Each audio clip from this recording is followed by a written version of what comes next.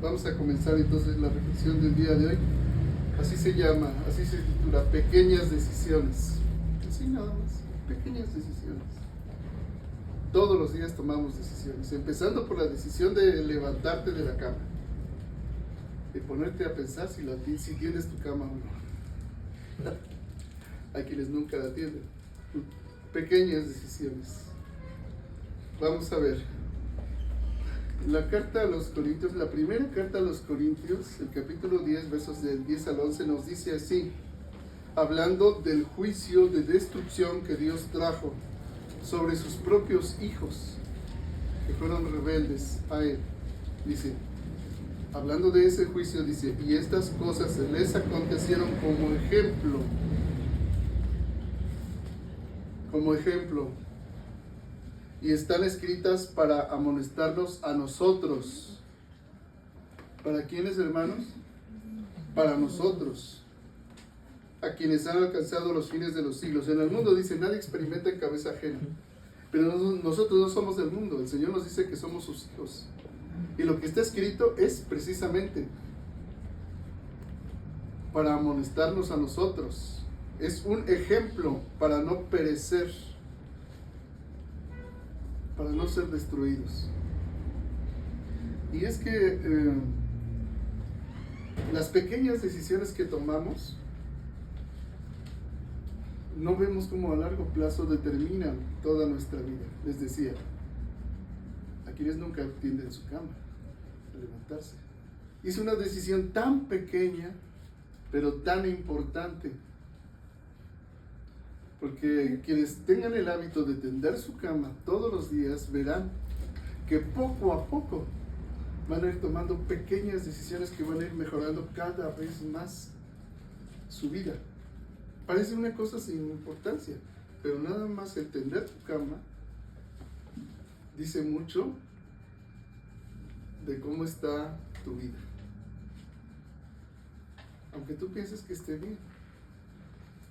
Dirás, bueno, yo me levanto y me baño y me visto y me pongo ropa nueva todos los días, pero nunca tiendes tu cama. Y eso dice mucho de lo que hay en ti, pero tú piensas que estás bien. Bueno, ¿qué más decisiones hay? Entras a la adolescencia, ya te gustan las muchachas y los muchachos.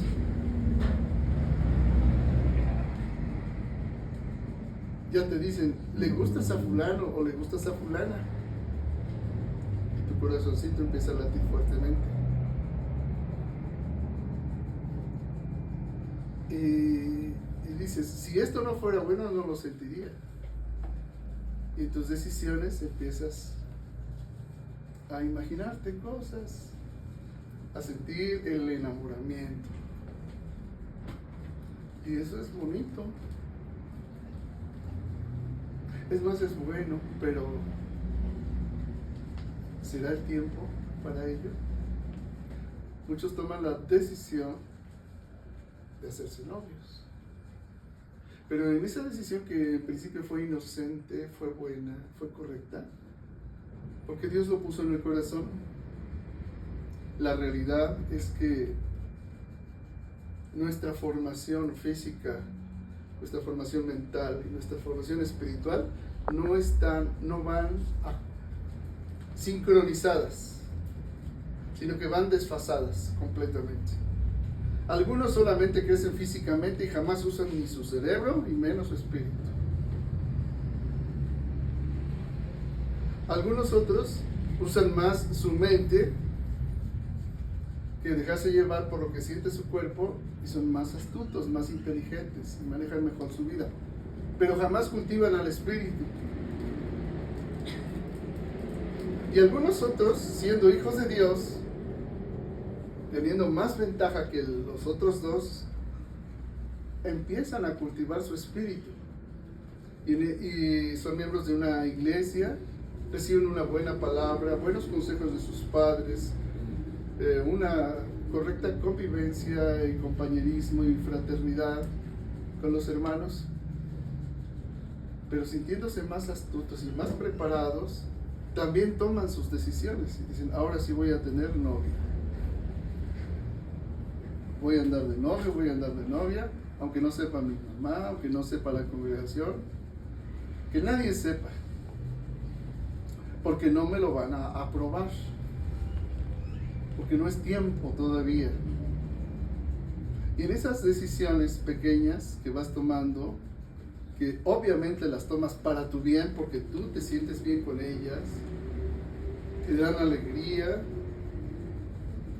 va a haber consecuencias. En algunos la consecuencia es amarga porque se embarazan y ya tienen un bebé.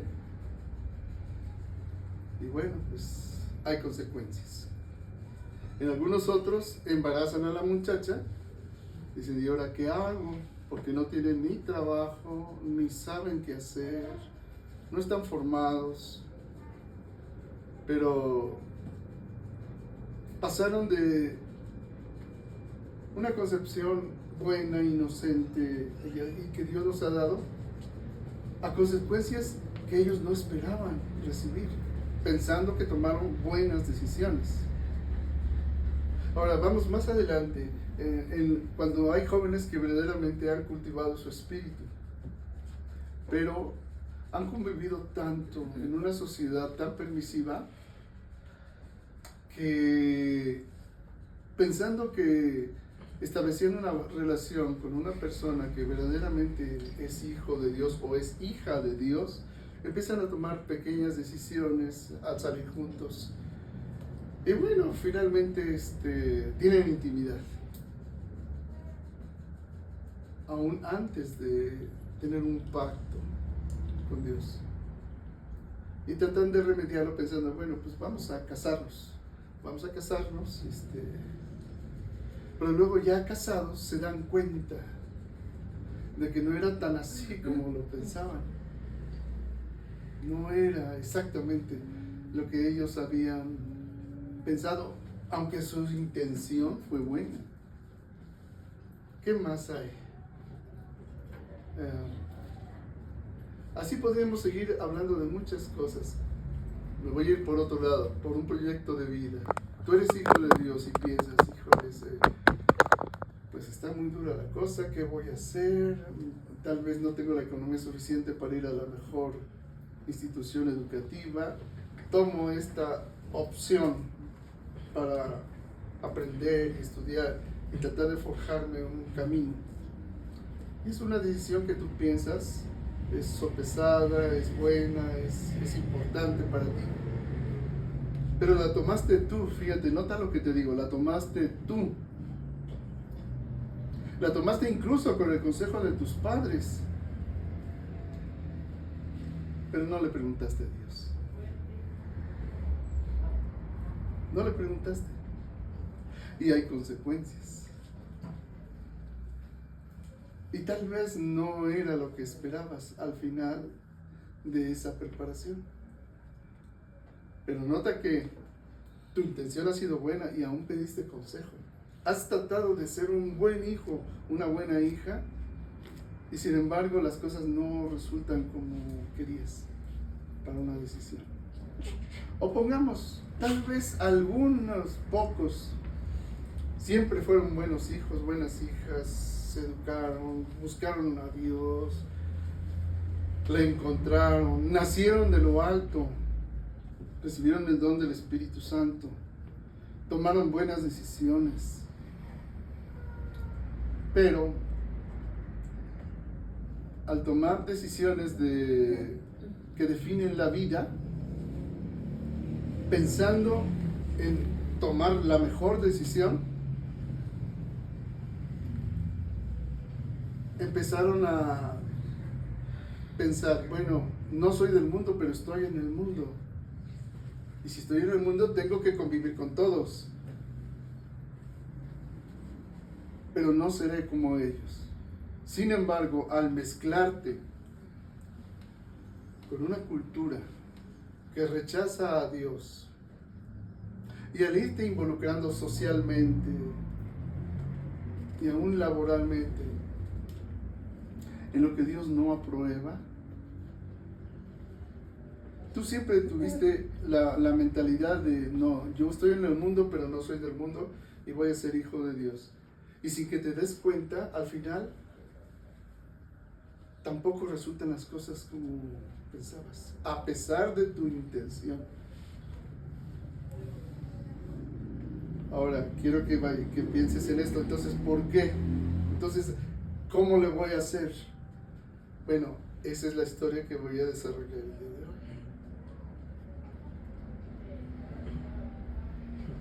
Si tuviéramos que decir de la realidad que vivimos, por ejemplo, el día de hoy, ¿cuáles son las decisiones que vemos que están tomando la mayoría de los jóvenes? Pensando en su bien, porque obviamente no están pensando en decidir mal.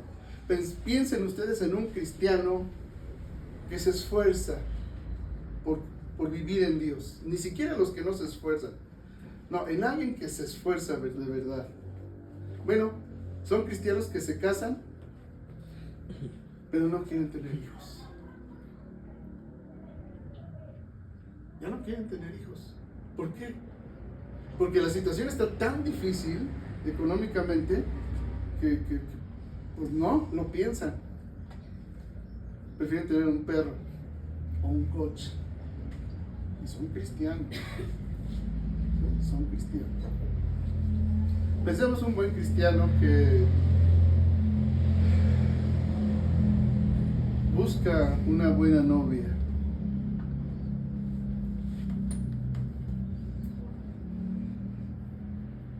Y no la encuentra. Una cristiana que busca un buen novio y no lo encuentra. ¿Qué hace? ¿Cómo termina sintiéndose cuando pasan los días, los meses y los años y no llega esa persona a tu vida? Algunos se desalientan, otros se hunden en la tristeza y otros dicen, pues, por lo que hay, esto es lo que hay. Y quizás se unen a la opción que ellos piensan porque no hay más que hacer con esta persona, pero acaban tomando malas decisiones. Al final se dan cuenta que fue una decisión equivocada. Pero noten que el origen de toda esa decisión siempre fue la intención de ser feliz, la intención de sentirte realizado, la intención de quizás progresar, tener una buena vida aquí en este mundo, mientras tratas de cuidar la vida eterna, pero también una buena vida en este mundo, y acabas entrando a un sistema social y laboral enemigo de Dios y que en el desarrollo de tu trabajo se opone a lo que Dios establece. Por ejemplo, recuerdo a algunas jóvenes que yo conocí que están en un call center, un centro de llamadas, pero el call center te exige que tengas un mínimo de productividad y de resultados de contratos para que te paguen bien. Por ejemplo, un seguro de vida. Y el seguro de vida se lo ofreces a una persona mayor, a la cual sabes que el seguro jamás le va a pagar en caso de que le suceda alguna desgracia. Pero la presión del jefe te dice, tú vende y véndeselo. Y cuando actúas como hijo de Dios, como hija de Dios, y no lo haces, te dice el jefe, tú no tienes lo que se necesita para estar en este puesto. No lo tienes. Porque debiéndolo haber vendido el seguro, no se lo vendiste. Pero es que no es justo para ella, porque nunca sería bueno para ella. Por eso te digo, tú no tienes lo que se necesita para este puesto. O entras a una empresa y lo que importa es siempre los beneficios, las ganancias. No importa a cuántas personas tengas que despedir y que dependan sus familias de ello. Y entras a un sistema que al final, aunque tú vivas bien materialmente, no, en el interior sabes que estás equivocado y acabas teniendo dolor y vacío si es que tienes conciencia porque eres hijo de Dios. Porque el que no es hijo de Dios acaba entrando hasta con gusto al sistema. Porque el sistema en que vivimos es un sistema diseñado para hacer de las personas narcisistas y psicópatas. Y se les ve con admiración y con orgullo. Porque así está diseñado el sistema, pero un hijo de Dios no puede. Dice, entonces, ¿qué hago? Y la mayoría empiezan a tomar decisiones que dicen, bueno, pues Dios conoce mi corazón y sabe lo que tengo que hacer. Y entra, por ejemplo, a la boca del lobo. ¿Cuál es la boca del lobo? El poder, el gobierno. Entran al Estado, entran a donde se toman decisiones de gobierno y empiezan a participar en política. Pero no es que Dios los haya colocado allí como al profeta Daniel, que fue colocado por Dios, no, es que ellos buscaron entrar. Dicen, yo voy a hacer las cosas bien, como soy hija de Dios, como soy hijo de Dios, yo voy a reformar el sistema desde adentro. Y tienen la posibilidad de entrar, entran a puestos de poder. Pero estando adentro, la bestia del Estado, por su propia naturaleza, exige que el juego de poder se ejerce, no se pide. Y queriendo hacer decisiones buenas, cuando se dan cuenta, están en un engranaje que sirve al príncipe de este mundo. Claro, con buenas intenciones, por el bien de la sociedad, por el bien de...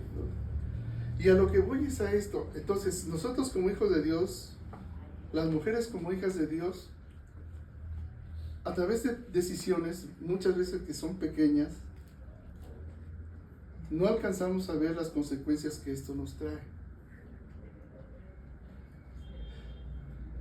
Si pudiéramos entender y como tener un diagnóstico de la sociedad en que vivimos hoy, ¿cómo la categorizamos? Aún los no creyentes identifican esta sociedad en la que vivimos como una sociedad narcisista, psicópata, y que ha superado con mucho a Sodoma y a Gomorra. Con mucho. Cuando preparaba esta reflexión, leía, por ejemplo, la Organización de las Naciones Unidas, que es el máximo órgano para el diálogo entre las naciones, ¿verdad? Y evitar las guerras, pero más bien es un florero de adorno, porque no arregla nada. Dice, y está alineada con la agenda LGTBQ y más. Y afirma que no hay tal cosa como el género masculino y femenino, que hay más de 101 géneros. Imagínense, Dios los hizo varón y mujer, pero la ONU dice que hay más de 101 géneros. Y hay que promoverlo, y hay que aceptar a todos como son.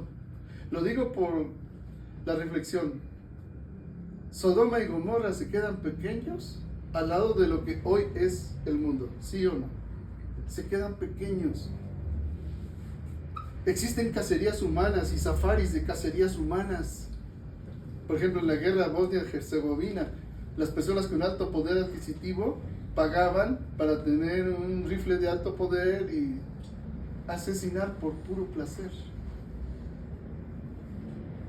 Yo les platiqué de aquí en México, en ciertos lugares, con ciertas personas que hacen cacerías humanas por puro placer. Existe lo que antes se negaba con los videos snuff. Bueno, ¿qué dicen? ¿Qué es eso? Bueno, es un video en el cual se le paga a una persona para que torture, viole y asesine a otra persona. Pero se está filmando en vivo. Y el que pagó por ello le dice al que está haciendo daño a la víctima lo que haya de hacerle en vivo, y se graba. Y ahí está en la Deep Web. La pederastia, es decir, tener sexo con los niños, es algo tan común, y solamente cuando destapan algo que ya no pueden tapar, buscan un chivo expiatorio que sea parte de ese mismo sistema, pero los grandes que lo practican, lo siguen haciendo. Y México es el paraíso de la pederastia en el mundo. Bueno, no voy a alargarlo, pero piensen ustedes en lo que ustedes saben de este mundo, y Sodoma y Gomorra se queda pequeña con la cantidad de cosas que están sucediendo ahora mismo.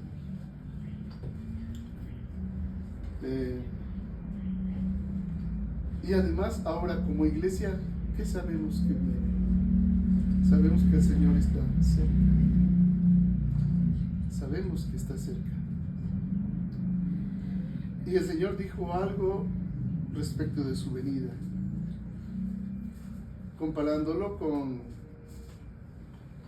quiero que lo comparemos con lo que acabamos de pensar, de entender cuál es la situación actual del mundo. Vayan a lo que dice Lucas, capítulo 17. Lucas 17.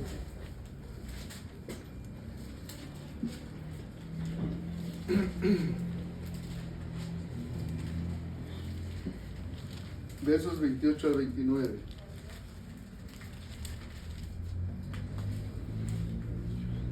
Dice el Señor Jesús: asimismo, como sucedió en los días de Lot, comían, bebían, compraban, vendían, plantaban, edificaban. Mas el día en que Lot salió de Sodoma, llovió del cielo fuego y azufre, y los destruyó a todos. Así será el día en que el Hijo del Hombre se manifieste. El Señor Jesús nos está hablando de cuál habría de ser el desarrollo de la humanidad para el día en que Él se manifieste como justo juez. Y la reflexión inmediata que les acabo de dar nos hace ver que la sociedad en que vivimos deja a Sodoma y Gomorra chiquitos. Y el Señor Jesús nos está hablando de que cuando Él se manifieste será un tiempo de gran prosperidad. Porque cuando dice comían, bebían, compraban, vendían, plantaban, edificaban, está hablando de progreso material, de desarrollo. En 100 años, el desarrollo de la humanidad ahorita está exponencial. Hace 10 años se duplicaba el conocimiento cada 2 años. Ahorita el conocimiento se duplica casi cada día por las computadoras cuánticas y las supercomputadoras. Hace 10 años se editaban 15 años se editaban 10,000 libros por día. Ahorita es tan impactante el desarrollo de la tecnología que son cosas que nos parecerían magia, literalmente. Ya cualquiera de nosotros puede estar hasta usando la inteligencia artificial para mejorar tu vida, cualquiera de nosotros. Y es increíble. Bueno, eso es lo que está describiendo el Señor Jesús, pero está diciendo que entonces esos días serán como sucedió en los días de Lot. Nuestra sociedad hoy es como en los días de Lot. Ahora, leímos también que lo que se escribió para nuestro ejemplo se escribió. Lo que está escrito nos dice, será como en los días de Lot. Bueno, vayamos a la escritura para ver qué son los días de Lot y cómo pequeñas decisiones llevaron a la destrucción. Y cómo pequeñas decisiones tuyas te pueden llevar a tu destrucción. Y nadie diga, ya sé, ya sé todo. No. Si lo supieras, no estarías tomando esas pequeñas decisiones que tú crees que son buenas, pero no son guiadas por Dios. Y te van a llevar a destrucción. Si eres un matrimonio que tiene que decide no tener hijos, si eres un matrimonio que, si eres un joven que dice, no me caso, no voy a hacer mi pacto con Dios, ¿para qué? Si esto no va a funcionar. Si eres un joven que dices, voy a hacer así mi vida, voy a decidir esto es lo que voy a hacer, a esto me voy a abocar y que Dios me bendiga, y piensas que estás tomando buenas decisiones, bueno, hoy vamos a ver si es así. Es lo que quiero que hoy entiendas. Si esas pequeñas decisiones que estás tomando son en verdad buenas decisiones. Yo sé de entrada que tú piensas que son buenas. Bueno, espero que esta reflexión te ayude para ver si es así.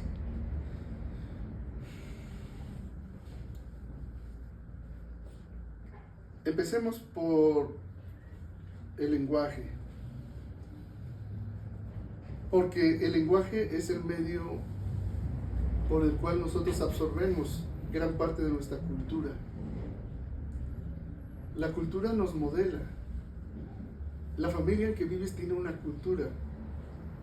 La sociedad tiene una forma cultural, y la manera en que nosotros nos podemos comprender es lo que modela nuestra manera de ser. Vayamos primero a la carta a los Corintios, al capítulo 15, al verso 33. No erréis, o sea, no se equivoquen. Las malas conversaciones corrompen las buenas costumbres. Bueno, así está en la Reina Valera. Pero vamos a ver el correcto sentido. No erréis, no se equivoquen. Las malas compañías corrompen la moralidad. Ese es el sentido. Las malas compañías corrompen la moralidad. Ahora tú dices, no, yo ya soy cristiano, ya sé lo que es una mala compañía. No. Vamos a ir profundizando para los días de Lot, como dijo el Señor, en los días de Lot. Porque él es de lo que se rodeó, de malas compañías. Pero ¿cuál fue el proceso? Porque el resultado de eso es la corrupción. Pero Lot pensaba que estaba tomando buenas decisiones. Ahora, vamos viendo. El ambiente entonces en que estás modela tu corazón, modela tu espíritu, modela tu alma. Una persona que vive en un ambiente sumamente violento, lleno de carencias, por lo regular termina siendo un sociópata. Un sociópata, ¿eh? ¿Qué es un sociópata? Es una persona que ha sufrido tanto, ha sido tan agredida, tan violentada, que termina siendo un delincuente o un asesino, pero un estafador, pero porque así lo aprendió desde su infancia. Estuvo rodeado de gente malvada, maligna, y terminó siendo un sociópata. Si no es que un psicópata. Porque el psicópata nace, o se hace también. Y si vivieron en ese ambiente produce ese tipo de personas. Y la cultura en la que nosotros vivimos actual, eso es lo que produce. Sociópatas y psicópatas. Y antes de eso producen narcisistas. Personas que piensan que el mundo gira alrededor de ellos. Yo les he dicho, son los que piensan que cuando van a un funeral, ellos son el difunto en el funeral.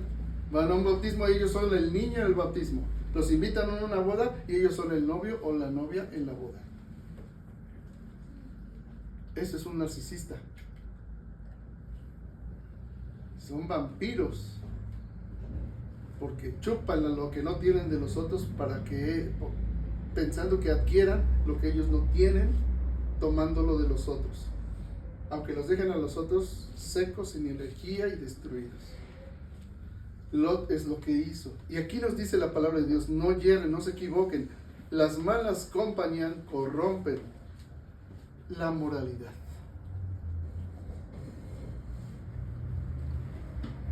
La moralidad son las costumbres, ¿verdad? Lo que consideramos también bueno o malo, la forma de vivir en sociedad. Ahora, ¿qué determina que algo es malo? Nosotros no lo determinamos, nosotros siempre buscamos lo que es bueno. Adán buscaba lo que es bueno. Eva, cuando vio la manzana, vio que era buena y agradable a la vista. No vio la maldad, vio lo que era bueno. Pero ¿dónde estuvo el mal? En que ella determinó que era bueno. Cuando Dios había dicho, no comas. Cuando tú determinas qué es bueno para tu vida, aún lo que Dios te da en la palabra de Dios, y tú dices, sí, Dios dice así, pero yo pienso, tú estás determinando qué es lo que está bien para ti y qué no. ¿Qué es una mala compañía para ti y qué no es una mala compañía? Y vuelvo al ejemplo típico de los jóvenes. Esta chica me gusta, como Sansón. Esta es buena para mí. Aunque mi papá y mi mamá me digan que no, esta es buena para mí, porque yo determino que sí, porque estoy enamorado, porque me gusta y la quiero y yo conozco su corazón, y mi mamá y mi papá no la conocen, pero yo sí la conozco, o yo sí lo conozco, o este trabajo. Y entonces el texto que dice, no hierren, las malas compañías corrompen las buenas, corrompen la moralidad, ¿lo entienden? Al revés.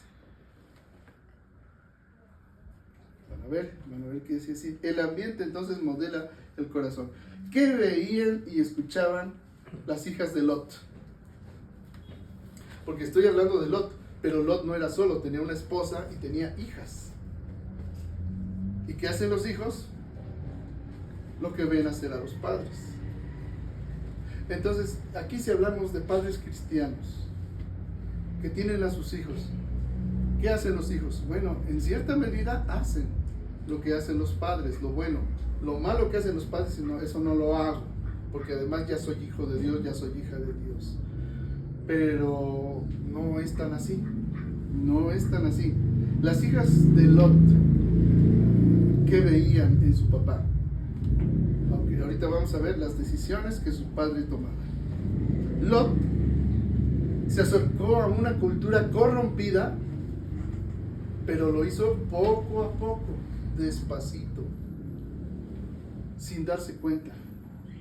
¿Cómo lo hizo? Pensando que hacía el bien. Vayan al libro de Génesis, al capítulo 13.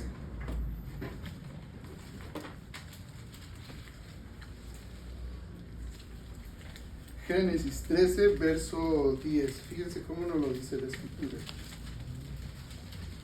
Y alzó Lot sus ojos y vio toda la llanura del Jordán, que toda ella era de riego, como el huerto de Jehová, como la tierra de Egipto en la dirección de Zohar, antes que destruyese Jehová a Sodoma y a Gomorra.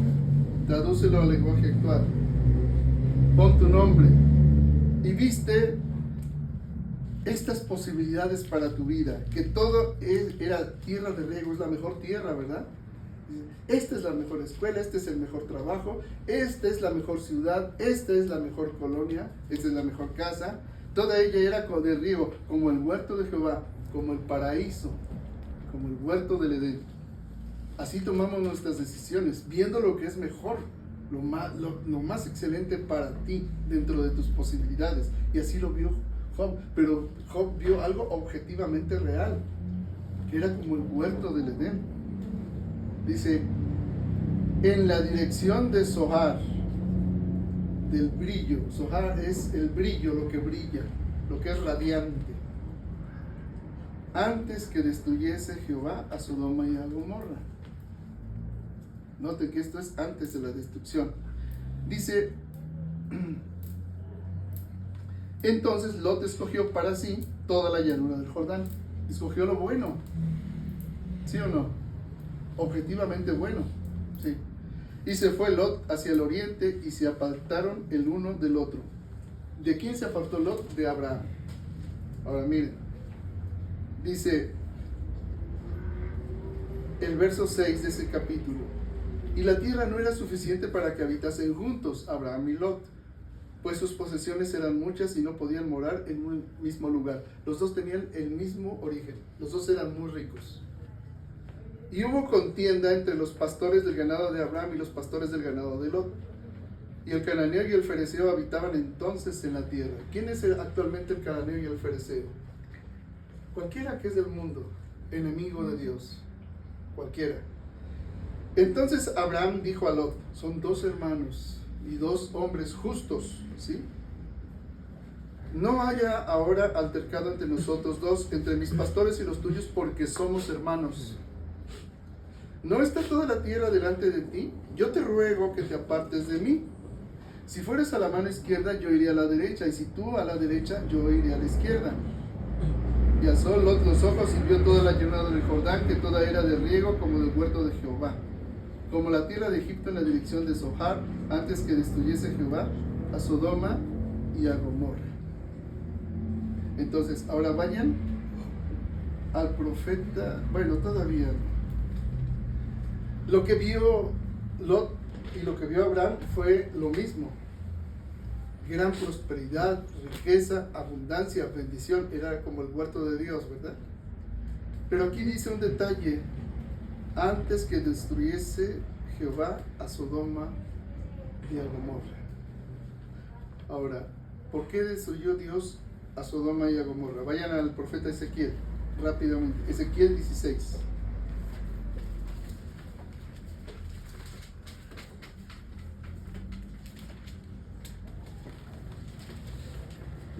Ezequiel 16, verso 49. He aquí, esta fue la maldad de Sodoma, tu hermana. Soberbia, saciedad de pan y abundancia de ociosidad tuvieron ella y sus hijas. Y no fortaleció la mano del afligido y del menesteroso. Y se llenaron de soberbia e hicieron abominación delante de mí. Y cuando lo vi, las quité. Noten que Lot vio la tierra, ¿sí? La tierra que está, dice, en la dirección de Zohar. Es decir, un futuro tan brillante en este mundo y tan bueno, tan próspero, tan agradable, que era brillante, pero estaba en la dirección hacia Sodoma y a Gomorra. Sodoma y Gomorra estaban en ese mismo lugar, pero habían llegado a un extremo. ¿Cuál fue el extremo al que llegaron? Llegaron a la soberbia, a la saciedad de pan, al exceso de abundancia, saciados, al exceso de ociosidad. Exceso de ociosidad. Era tanta la riqueza que, pues, ¿qué nos queda por hacer? Solo divertirnos. Nada más. Eso tuvieron ella y sus hijas, o sea, sus descendencias. Dice, pero hubo algo que no hizo. No fortaleció la mano del afligido y del menesteroso. El afligido, del que sufría. El menesteroso. El menesteroso es un grado más abajo del pobre, ¿eh? El menesteroso es aquel que está en un estado de necesidad, porque por sí mismo no puede ya sostenerse. Así que lo que nos está hablando aquí es de una riqueza extrema y un poderío tan grande, pero que hizo a un lado a los débiles, a los que sufrían, a los que no tenían posibilidades. Es decir, la explotación de las personas en el trabajo, con esclavitud, al punto que ni siquiera eran pobres, eran menesterosos. Transpóntenlo a la vida actual, no es igual así hoy en día. ¿Cómo son los ricos? Y después de la pandemia, ¿cómo son ahora? Multiplicaron muchas veces por 4, por 5, por 10 su riqueza. Y los pobres más pobres. Y la clase media dejó de ser clase media. Ahorita nada más sabemos pobres y ricos. Ya ni siquiera hay pobres, ahora hay menesterosos. Hay quienes dicen que son clase media, como pensando en su mente somos clase media, pero no tienen ni idea que no son clase media, ya son pobres, aunque se sientan clase media. Esa es la realidad de las cosas. Y ese fue el pecado de Sodoma y Gomorra, y ese es el pecado que hoy en día vivimos. El menos del 1% en México y a nivel global tienen el 90% de toda la riqueza del planeta. Ellos deciden el destino de nuestras naciones. Y por esa causa los destruyó Dios. El Señor dijo, será como en los días de Lot. Y sabemos que el Señor está cerca. Ahora, Lot se acercó a una cultura corrompida poco a poco. Poco a poco. Primero no se acercó a la cultura, primero se estableció allí, en ese lugar de abundancia. Dice, y luego, en vez de quedarse allí, en esa tierra de abundancia, que eligió con libertad y Abraham se fue al otro lado, en vez de quedarse en esa tierra, fíjense lo que dice la Escritura, poco a poco se fue acercando hasta vivir en medio de ella misma. Vean lo que dice Génesis 13:13. Dice, mas los hombres de Sodoma eran malos y pecadores contra Jehová en gran manera. Como lo que acabamos de leer en Ezequiel, que nos describe cómo es que eran contra Jehová en gran manera. Ya lo leímos, dice. Y entonces, la familia de Job, sus hijas, su esposa, bebieron de la cultura de Sodoma y eso modeló su corazón. Job estaba pensando que él les estaba dando valores. Job era Lot, sí, qué bueno. Lot pensó que les estaba dando valores. Lot era hermano de Abraham. Es más, la Biblia testifica de Lot que era un hombre justo. Tan es así que fue salvado de Sodoma y Gomorra, pero Lot estaba dándole una formación y valores a sus hijas. Pero no solamente los de Lot, porque Lot se fue acercando poco a poco hasta vivir en la misma Sodoma, en vez de haberse quedado en la tierra que era como huerto de Dios. Piensen ustedes, ¿cómo te vas relacionando tú en esta cultura que te vas acercando poco a poco? Te vas conformando a este mundo y a esta sociedad, aunque te consideres hijos de Dios, pero tus hijos están viendo que aunque les des una formación en Cristo, también tú como padre te estás acercando y vives en medio de una sociedad que es enemiga de Dios y vives como ellos mismos. Dices que eres cristiano, pero viviendo en medio de una sociedad que es pecadora contra Jehová en gran manera. Ahora van a ver. Dice, mientras Abraham obedecía a Dios y recibía las promesas y el pacto, eso es desde el verso 14 del capítulo 13 que acabamos de leer hasta el capítulo 18, no vamos a ver porque eso ya lo conocen ustedes. Mientras Abraham, obedeciendo a Dios, recibió las promesas, el pacto, y de él vendría el Mesías, por su obediencia, Abraham creyó a Dios y lo fue contado por justicia. El ejemplo paralelo a Abraham es el ejemplo de Lot, y eso es lo que quiero que ustedes entiendan hoy.